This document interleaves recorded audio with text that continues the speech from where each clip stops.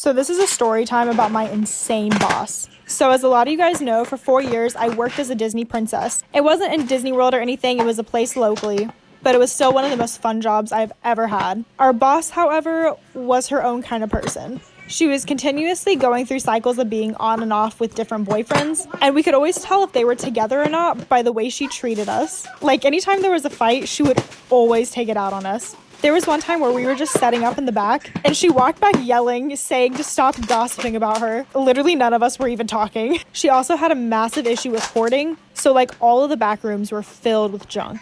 She started to get a lot of calls from tax collectors, and she would always make one of us answer the phone. Eventually, they started to stop by, and she would just go hide. A couple weeks after this, I came in for work, and the entire place had been robbed. Things stolen, glass everywhere, and she told me my social security had been taken. However, I knew something was off. Like and share, and I'll do a part 2. Ooh. Bad. So when I got into work that day and I just walked in and saw the glass everywhere, I just turned to her and I was like, what happened? Like, she wasn't explaining it to anyone. She was just sitting there at the desk acting like it was a normal day. And she was like, well, we were robbed and they took a lot of stuff. However, we made the observation that everything that was stolen was something that was broken. Almost as if the robber knew that that printer, that MP3 player, and my computer wasn't working. We also all made the observation that the glass was outside of the building. So it was like someone broke the glass from inside. The police were up there asking questions, and she was talking to them about how my social security was stolen along with a few of the other girls. But I guess it wasn't an issue since we were under 18. Personal preference. I don't know. But our theory was that she was probably cashing the checks from that whole robbery thing, and then it was probably covered by insurance. Either way, she did not have the money to stay in business, so we had new management come in like real soon. I would also like to add that one of the things being hoarded at this place were weapons. Is because we're better than you. As far as the eye can see. I have so many more stories coming, so don't be shy. Follow me. So I need to tell you guys a story about a stalker I had back in high school. It's actually interesting because I've still never figured out who it is. Back during my senior year of high school, my friends and I got into a lot of stuff. We had a small group, and we would throw parties at my friend's house after school. This was maybe like a total of 12 people. Like I stated in my last story time, I worked as a Disney princess. So one day, me and my friend dressed as Snow White had our phones start blowing up in the middle of work. It was from a random number and we were both getting them. After we were off our shift, we decided to look at the messages. Both of us literally got the worst feeling. Whoever was messaging us was going by the alias of Bob Wang, and he knew everything. He knew everything that went down at the parties, he knew everything about our personal lives, and he knew everything about school and work too. I asked him who he was, and he sent me a random picture of a guy, and said that he went to camp with one of my best friends from church. Pretty soon after this, he made an Instagram. We thought that there was no way it wasn't one of the 12 people. But who? Follow, share, and add me on Instagram, and I'll do a part 2. Welcome to Stalker Part 2. So obviously I sent the picture that he sent me to my friend to check to make sure that he didn't know him. I'm pretty sure he got a random stock image of a guy at camp off of Google, and my friend was like, no, I've never seen that guy in my life, which makes sense. This person also had a personal vendetta against my boyfriend at the time, so it kind of made me think it could have been someone in his life. My boyfriend had gotten kicked out of the school that he was at, so most of the things said to me was about that situation and just harassment. But it was totally different from my friend. So I don't know what his issue is or why he eventually decided to take it over to Instagram. Us getting messages from him lasted maybe 2 weeks before. This is one of the few things that I still have left from the conversations that was on my Instagram that's like decently okay to show. But he pretty much just threatened and harassed until we went off to college. And you can look at the Instagram, but it's like inactive. They never posted anything. I had honestly forgotten about this for a while, but then once I remembered, I was like, I still don't know who that was. Maybe one of you guys can super sleuth it. But if you like my stories, follow me here and follow me on Instagram for more content. So before we get into today's story time, I do have a few announcements. One, if you guys hear any background noise, that is probably my washer. It is running right now and it is very loud. Two, you guys have been telling me that the link for my story times hasn't been working, so I updated the link. All story times you can send into that link now. It'll be linked in the description. And if it doesn't work, just comment down below and I will try to fix it before the next story time. But without further ado, let's get into today's story time. So I'm going to bring you guys up close. There we go. I do have somewhere to go after this video, so I'm not gonna do a full face. I'm just gonna do like my normal makeup because I also have to edit this video, so that'll be a lot to handle in itself because I will have to edit the I'll have to edit the thumbnail too, so I gotta hurry up. I have maybe like 2 hours, 2.5 hours. That's not okay. Also, if my foundation doesn't match, Just leave it alone. I did not self-tan. Okay, story time about my dark, dirty secret. Just a warning again, this story does have to do with drugs. I apologize. This is the second video in a row. But if you guys do not want to finish watching this, maybe go check out one of my other videos on my Storytime playlist. So a little background information. I was 16 and in 10th grade, and whenever I was about 5 years old, my dad was murdered leaving the club one night. My mom and him had a really good night out, and my dad saw this guy trying to take advantage of some girl, so he tried to step in, and this guy had stabbed him. Again, this is why we hate men. Anyways, well, after that, my mom and I struggled for a while trying to make ends meet, meaning we really never had a stable place to live. We were sleeping in cars some nights. We would ask a family member to stay the night, but we would tell them that it was because we were traveling. We didn't want to let them know what was actually going on, which is understandable because, you know, families can be very nosy at times and make up scenarios and just crap like that. Well, all that kind of changed once I was in 8th grade. My mom was working as a waitress and she had met this really nice guy. Well, one thing led to another. They started dating and he loved my mom so much that he decided to propose. Now, whenever it came to my mom dating guys, I was always very protective over her because I had seen so many men try to take advantage of her before. I've seen men actually take advantage of her before. And after everything that my mom had been through, I just didn't want her getting hurt again. I swear I can never catch a break. There's literally a dog barking down the street. There's a train going. My washer's going. Anyways, back to the story. So he proposed to my mom. They got married. They moved in together. And we were one big happy family, right? Wrong. Well, a few months after moving in together, I started noticing red flags. Not my mother, me. I mean, honestly though, I really couldn't blame my mom for how she felt. Like, at this point in her life, she had already gone through so much, and I feel like she just wanted to turn a blind eye to everything so that way she could act like it was all okay. We were living in this fantasy that she created. The first really big red flag that I saw was about a month after my mom's wedding. This guy's baby mama decides to send a letter to the house telling my mom how much of a piece of shit she was and saying, why would you want to date a deadbeat who doesn't even want to see his kids, da-da-da-da-da. And my mom did not do well with conflict. So what did she do? She talked her now husband, her great husband, into driving an hour across town to go and see his kids at his baby mama's house. But again, I can't blame my mom. She was a really good person, you know, and like I said, she didn't like conflict. The funny thing is we moved very far away after they got married, so all of my friends lived on the part of town that he was going to. And because of that, I would ask him to take me to my friend's house down there on the weekends when he would go to see the kids. So it kind of worked out in my favor, not so much in his. After they sorted through that issue, he stopped coming home some nights. He would have to work late, even though like the whole 6 months that they were dating, he never had to work late or anything like that. So I don't know where this is coming from. Joe, we're gonna call him Joe. Joe's a dick. Well, fast forward, I'm always hearing them argue. And of course, whenever he left, I was the one comforting my mother, telling her that it was okay. You know, just a whole fake shit that I had to put on so that way I wouldn't hurt her feelings. Because she just didn't want to put the glasses on and be like, oh, he's a piece of shit. Of course. Well, then the one day he decided to do something that was the straw to break the camel's back. So this weekend was like any other weekend. He would drop me off at my friend's house while he went to go see his baby mama. And I had told my best friend about everything that was going on, right? So she was like, oh, like, where do they live? Should we go and see what they're doing? And I was like, you know what? We should do that. So we're walking around downtown in a not very nice neighborhood, and we get to the park that is near his baby mama's house. And as we're about to start walking to her apartment building, we hear some voices at the park. What do you know? It's him, his children, and his baby mama. So of course we go, we hide behind some cars, and we watch them. Pretty creepy if you ask me, but you know what? I was trying to help my mother. While I was watching, I had sent him a text and said, hey, like, I'll just walk over. We want to go to the gas station and get some food anyways. He sent me a message back, said, yeah, that's fine, you know, just be here by this time. I was like, cool, good.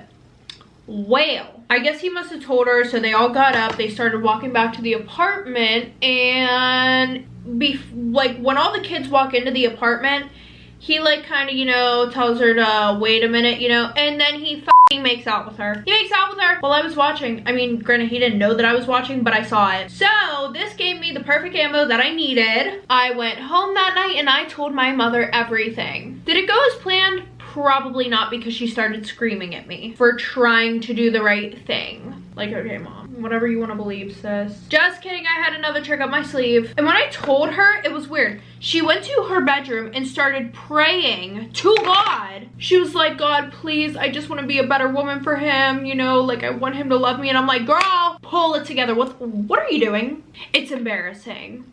So because I was really pissed off at this point, and I had a little inkling that he may have been abusing my mother, I decided to stalk him. Yes, yes, yes. So usually in the morning before I would go to school, he would ride me into school and everything like that, you know. He would make his coffee.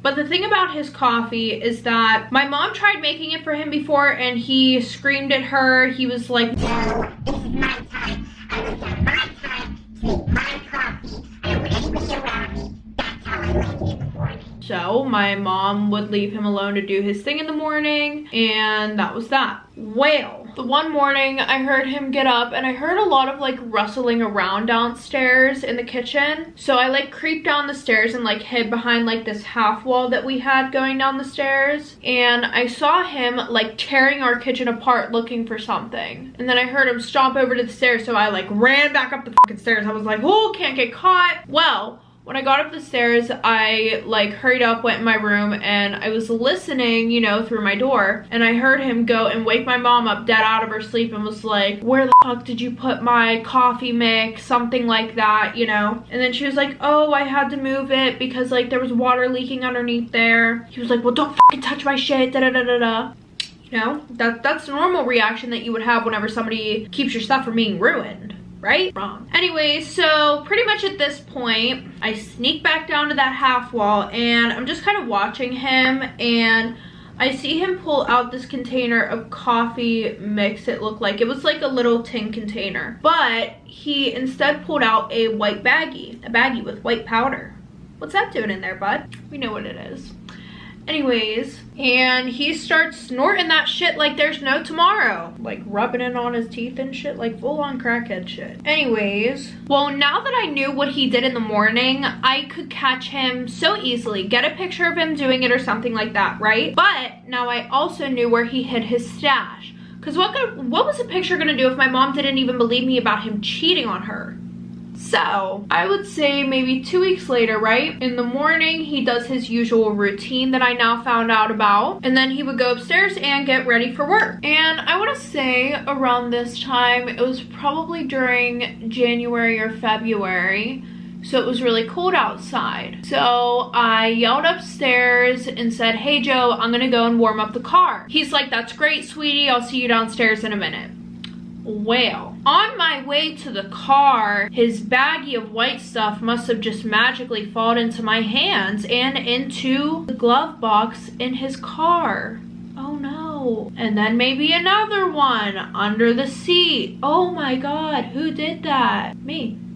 Anyways, so yeah, that pretty much happened. He drove me to school, period. And on Fridays, I knew that he would stop at the golf club. So that's when I decided to call the cops on him. I pretty much said like, hey, like I walked past this car. I gave them license plate information. And I was like, yeah, no, like I see somebody, it looks like shooting up in the car or snorting something in the car. Yeah. They were like, okay, you know, like we'll go check it out. And I did call from a payphone, okay? Like I was not about to risk my mother finding out about me doing this, because then she would be like, you're just a liar, no, no, no, no, no. Like some elaborate bullshit that she would have came up with, okay? To convince herself that her boyfriend is a god. So pretty much the cops call my mom's house, you know, she finds out about it, and my mother hates drugs. She really does, because half of her family was on drugs. So after that, she was crying. She was upset for a while, you know, but eventually she took it for what it was. Turns out though, he also had 3 warrants in another state. So that was cool, you know. Look at me helping out the community. My mom and I did decide to move in with my grandpa, which I was super happy about, because once I was around maybe 10, we had moved further away from them and I didn't get to see them as much, and I never saw my cousins as much either. Okay, everybody, that is the end of today's story time. If you guys like this video, make sure to give it a thumbs up, and if you want to see more of me, maybe hit that subscribe button down below. And if you guys want to know when I post my next video, make sure to hit that bell. Also, if you guys want to send in your own anonymous story, make sure. So I am sorry if you're seeing this video late, because I slept over my dad's last night because I had to watch my little sisters. So I slept pretty much all day. It's like 4:15. I fell asleep until 3 o'clock. And yeah, that's the tea, I guess. But let's get straight into today's story time. I'm going to bring you guys up close. There we go. Okay, so just the usual rundown. For most of the video, I will be looking in this direction because my mirror's over here and I would like to see what I'm doing. Most of these story times are told in a first-person point of view. If you don't like that, then you can hit the road. And most of these story times are sent in by anonymous people. My skin is like super dry right now. Also, this story time does involve drugs. If that is a trigger warning for you, maybe go and watch one of my other story times from my story time playlist. Okay, story time about how I was betrayed by my best friend. So a little background information. I was 16 and in 10th grade. Okay, I'm gonna warn you a little bit. I was, to put it nicely, a little crazy in 10th grade. Summer was fun, but when baseball started up, I was having the time of my life. And it was too cold outside for bonfires, so we were having house parties instead. And since I went to a private school, everybody pretty much had money. So these houses were nice as fuck. Like, there was probably not one house that we had a party at that didn't have a Lamborghini in the garage. Out here living my dream. And I had a low-key psycho best friend named Amy. A little background information on Amy. Her and I were complete opposites, but got along extremely well. She went to public school, I went to private school. Her home life was not the best. Mine was pretty good, I would say. And she did not live in the nicest area. She actually lived in a very dangerous neighborhood that I actually wasn't allowed in. But we had been best friends since the start of high school, and we were pretty much invincible together. Until I threw a rager party at my house, which led me to tell my parents about her and I's drug problem.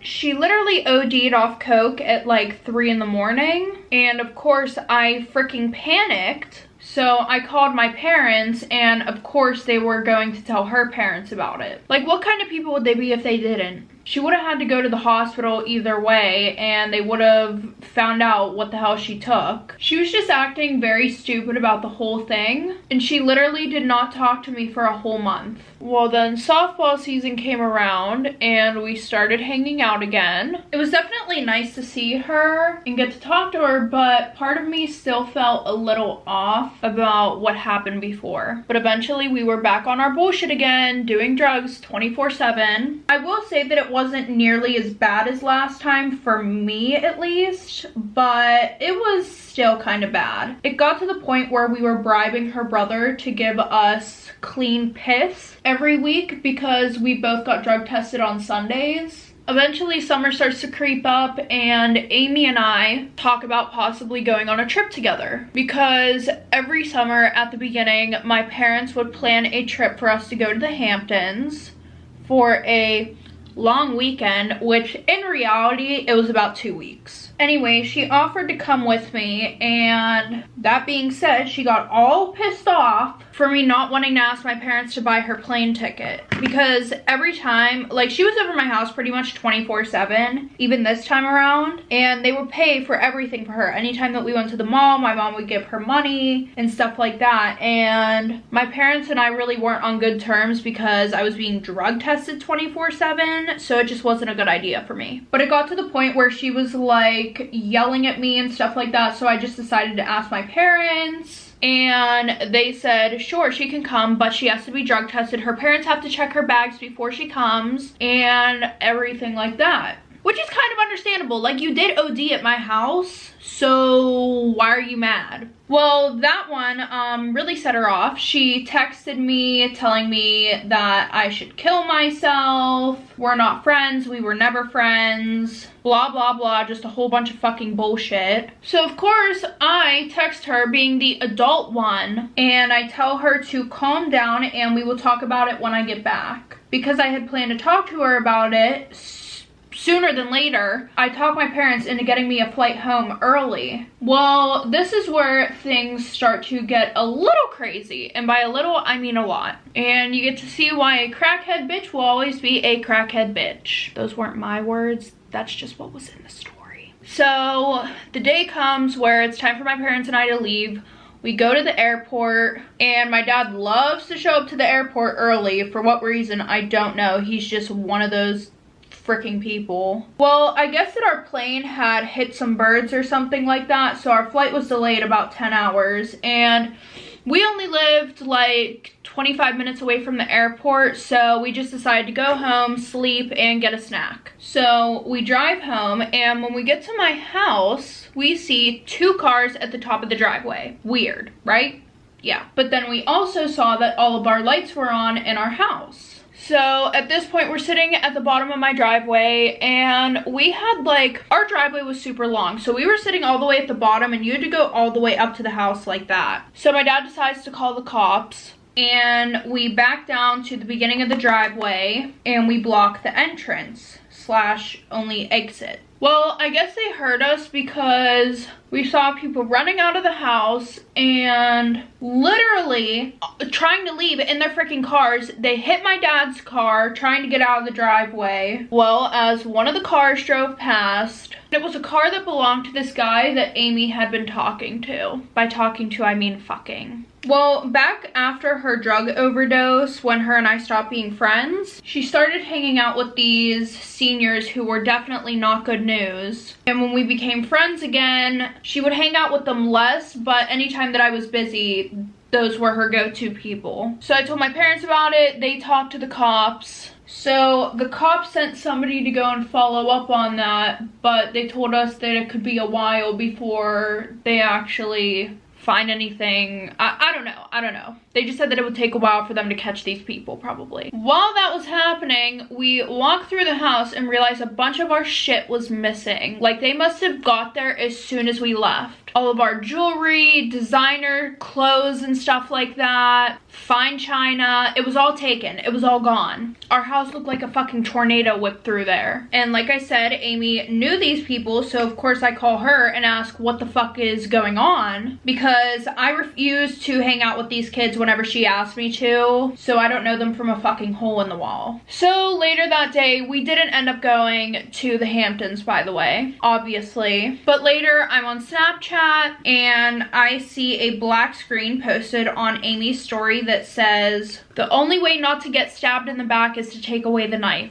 What the fuck are you talking about, you delusional ass bitch? Eventually we get a call from the cops later, and they are outside of Amy's house. Apparently when they pulled up, they were looking up the value of all of our china. Like, girl, what the fuck made you think that you can sit outside on your porch after you just robbed my house and get away with that shit? She just has a few screws loose, literally. At this point, I honestly thought the whole thing was funny. The 2 dudes actually had to serve 3 months in juvenile detentions, and Amy had to do 6 months at rehab for setting the whole thing up, as well as being a crackhead. She cried her eyes out in court and said that her life was hard and she was just jealous of me, Then she said she was forced to do it, yada, yada, yada. Her parents sent her to military school after rehab, and I stopped using drugs all like that. Now they're just an occasional thing. I'm on my senior year of high school now and definitely learned my lesson about backstabbing friends. Okay, everybody, that is the end of today's story time. If you guys like this video, make sure to give it a thumbs up. And if you want to see more of me, maybe hit that subscribe button down below. And if you want to know when I post my next video, make sure to hit that bell. Also, if you guys want to send in your anonymous story time, make sure to click the link down below. But other than that, I love you guys and I will see you next time.